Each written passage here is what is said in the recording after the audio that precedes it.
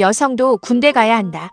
켈로그 발언 파문. 우크라이나가 한국에 던진 충격. 여성도 남성만큼 훌륭하게 싸울 수 있다. 최근 미국의 전직 우크라이나 특사가 던진 이 한마디가 전 세계 SNS를 뜨겁게 달구고 있습니다. 그런데 이 논쟁, 남의 나라 이야기로만 들으셔도 될까요? 대한민국 역시 병역 자원 감소로 몸살을 앓고 있는 나라 중 하나입니다. 오늘 영상에서는 우크라이나에서 시작된 여성 징집 논란의 전말을 살펴보고 이 문제가 우리나라에 던지는 질문까지 함께 짚어보겠습니다. 영상 끝까지 보시고 여러분의 생각을 댓글로 꼭 남겨주세요. 지난 24일 도널드 트럼프 행정부에서 우크라이나 특사를 지낸 군 장성 출신 인사 키스 켈로그가 던진 발언이 우크라이나 현지에서 큰 파장을 일으켰습니다. 키이우 포스트를 비롯한 현지 언론에 따르면 켈로그 전 특사는 우크라이나 유튜브 채널과의 인터뷰에서 여성이 군대에 징집되어야 한다고 생각하느냐는 질문에 명확히 그렇다고 답했습니다. 이유는 간단했습니다. 여성도 남성 못지않게 효과적이고 훌륭하게 전투를 치를 수 있다는 것이었죠. 특히 눈길을 끄는 부분은 그가 자신의 가족을 예로 들었다는 점입니다. 그에 따른 미국 사관학교를 졸업하고 아프가니스탄에서 실제 복무한 경력이 있고 아내 역시 그레나다 침공 당시 공수부대원으로 참전한 이력이 있습니다. 즉, 켈로그 전 특사는 단순한 이론이 아니라 자기 가족의 실제 경험을 근거로 여성의 군 복무에 실질적인 장애물은 없다고 강조한 겁니다. 사실 이 논쟁은 켈로그 전 특사가 처음 꺼낸 이야기가 아닙니다. 얼마 전 올렉시 레즈니코프 우크라이나 전 국방장관도 비슷한 주장을 내놓아 큰 논란이 됐습니다. 그는 자유유럽 방송과의 인터뷰에서 우크라이나가 여성을 포함한 모든 시민에게 병역을 의무화해야 한다는 입장을 밝혔습니다. 성평등이란 결국 여성도 함께 군 복무의 의무를 져야 한다는 의미라는 거죠. 레즈니코프 전 장관은 만약 여성 징집이 현실화되면 동원 가능한 자원이 즉시 2배로 늘어날 것이라고 내다봤습니다. 여성이 반드시 최전선에서 총을 들 필요는 없더라도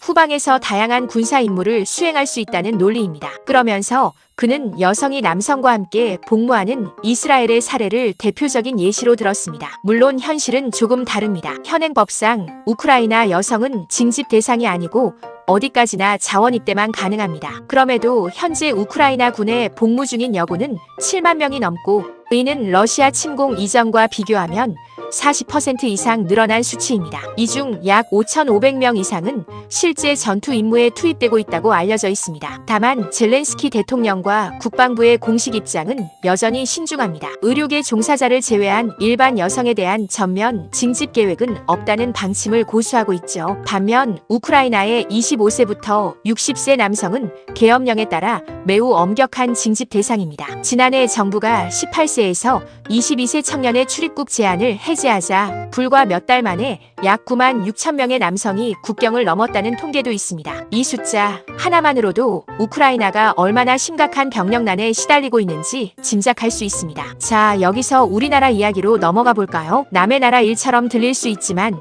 사실 대한민국도 비슷한 고민을 안고 있는 나라 중 하나입니다. 통계청의 장래 인구 추계에 따르면 생산 연령 인구는 계속 줄어들고 있고 저출산 기조가 이어지면서 병역 자원 자체가 구조적으로 감소하는 추세입니다. 실제로 병역 문제와 인구 감소의 상관성을 오랫동안 연구해 온 전문가들 사이에서도 이 문제는 이미 뜨거운 화두입니다. 한 예로 병역 제도와 인구 감소의 상관성을 연구해 온 덕성여대 박진수 교수는 최근 한 언론 인터뷰에서 병력이 부족하다고 해서 무조건 여성으로 채우면 된다는 식의 단선적인 접근은 곤란하다는 취지로 지적했습니다. 남성 징집을 당연시해온 우리 사회가 병역이라는 부담을 공짜처럼 여겨왔다는 진단도 함께 내놓았죠. 그러면서 유럽의 여성 징병제 확대 흐름과 한국의 상황은 접근 방식 자체가 다르다고 짚었습니다. 노르웨이, 덴마크, 스웨덴처럼 이미 여성 징병제를 시행 중이거나 독일, 프랑스, 스위스처럼 도입을 검토하는 유럽 국가들은 좋은 것을 함께 나누자는 차원에서 병역의 문호를 넓히는 반면 한국에서 벌어지는 논의는 자칫 병역이라는 부담을 여성에게 떠넘기는 방식으로 흐를 위험이 있다는 우려입니다. 반면 다른 시각도 만만치 않습니다. 대전대 군사학과의 한 교수는 언론 인터뷰에서 병역 자원 감소에 대응하려면 선택적 모병제나 여성 징병제처럼 병역 제도를 유연하게 바꿀 필요는 있지만 핵심은 결국 병력을 줄이면서도 전투력을 유지할 수 있는 군 구조로의 전환이라고 설명했습니다. AI 같은 첨단 기술을 활용해서 인력 중심의 군 구조를 기술 중심으로 바꾸고 국방 아웃소싱이나 정예, 예비 전력 확보 같은 다양한 대안을 함께 고민해야 한다는 겁니다. 흥미로운 점은 정작 병역 문제의 당사자인 2030세대의 반응입니다. 한 여론조사에서는 20대와 30대 모두 절반에 가까운 응답자가 선택적 모병제보다 현행, 징병제를 유지해야 한다는 의견을 보였다는 결과도 나왔습니다. 병역제도 개편이라는 게 이론처럼 간단하지 않다는 걸 보여주는 대목이죠. 일각에서는 오히려 시선을 이렇게 바꿔봐야 한다는 주장도 있습니다. 병역자원 부족 문제를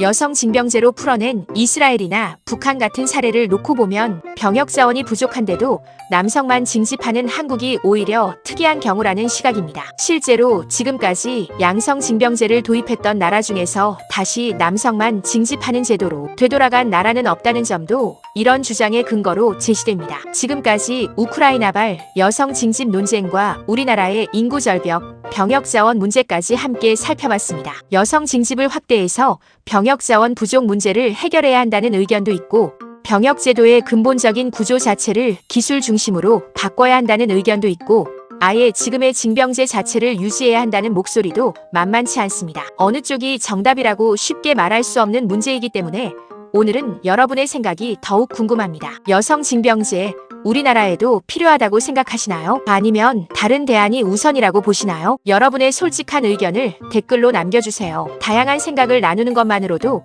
이 논쟁을 이해하는 데 큰 도움이 될 겁니다. 좋아요와 구독은 다음 영상 제작에 큰 힘이 됩니다. 오늘 영상은 여기서 마치겠습니다. 시청해주셔서 감사합니다.